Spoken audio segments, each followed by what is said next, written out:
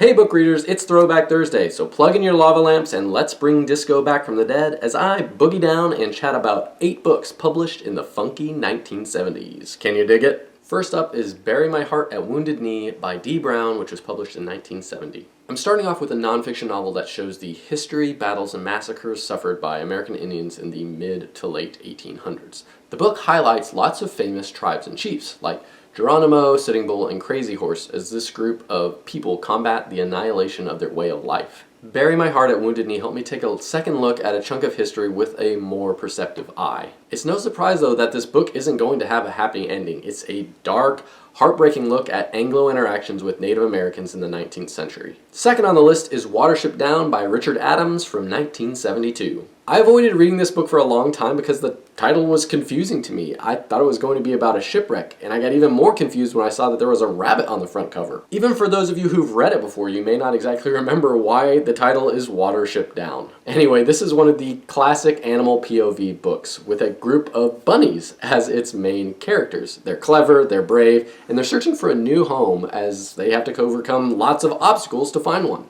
Next up is Hunters of the Red Moon by Marion Zimmer Bradley, and this was published in 1973. A human named Dane Marsh and a handful of aliens are abducted from their homeworlds and then forced to try and survive for a month on a far-off alien moon. And survive really just means don't die, since they're serving as prey for an ancient ritual where killer aliens are hunting them for sport. It's a sci-fi thriller in the same vein as the Predator movies or the short story The Most Dangerous Game. Adding to the intrigue is the mysterious alien hunters, who very little is known about, and we get to learn little pieces throughout the novel. Now, it's not the most sophisticated plot, and the characters are half-developed people who fall into cliches, but if you can look past those faults, it's an action-packed story that's well worth your time. Up next is The Time It Never Rained by Elmer Kelton, which is also from 1973. In the 70s, westerns were still crazy popular, but they were beginning to enter the twilight of their golden years, so it's fitting that I feature one here. It's a classic western set in 1950s West Texas that takes place, as the title shows, during an extremely long drought. And The Time It Never Rained does an amazing job of transporting you back to this very specific time and place. The focus of the book is on the protagonist, Charlie Flagg. He's a good old boy and a Texas rancher who simply won't give up on his old way of life. Over and over, the strength of his character is tested, but he keeps on going even during the toughest times, thanks mostly to his fierce sense of independence. What makes the book work so well is that Charlie seems like someone who might actually exist.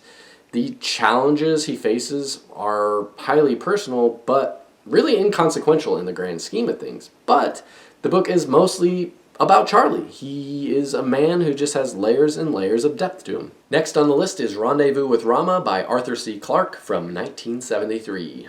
I've talked about this science fiction novel before. It's a first contact story featuring a colossal interstellar spacecraft dubbed Rama. The handful of characters in the story only have a short window of time to explore this gigantic can-shaped ship before it zips out of the solar system forever. And similar to the characters, we, the reader, are trying to determine the inner workings of this mysterious ship as well, and figure out its overall purpose. Clarke does a wonderful job of piquing our curiosity as he paints a vivid picture of Rama. And while the ending is satisfying, it also leaves you wanting more in the best possible way. Next up is Where the Sidewalk Ends by Shel Silverstein from 1974. This collection of fun and funny poems was a favorite of mine when I was a kid. Almost everyone included an illustration next to it, making it even easier to imagine the silly stories in my mind. Some of the poems are short, some of the poems are long, some of them are weird, some of them are really kind of deep when you think about it.